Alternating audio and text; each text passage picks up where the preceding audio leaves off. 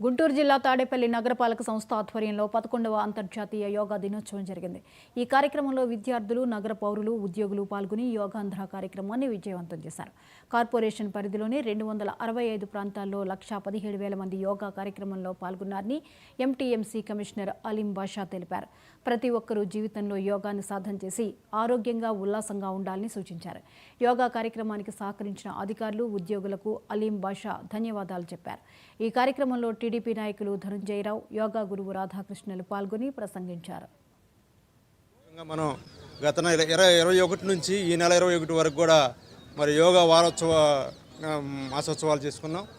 మరి ఇది చరిత్రలో నిలిచిపోయేటటువంటి ఒక అద్భుతమైనటువంటి ఆరోగ్యకరమైనటువంటి రోజు. అదే దానికి మరి ప్రధానమంత్రి నరేంద్ర మోడీ గారు స్ఫూర్తి. ఈరోజు మన ప్రియతమ ముఖ్యమంత్రి శ్రీ నారా లోకేష్ గారు, అలాగే ఉప ముఖ్యమంత్రి పవన్ కళ్యాణ్ గారు, మన ప్రియతమ యువనేత మరి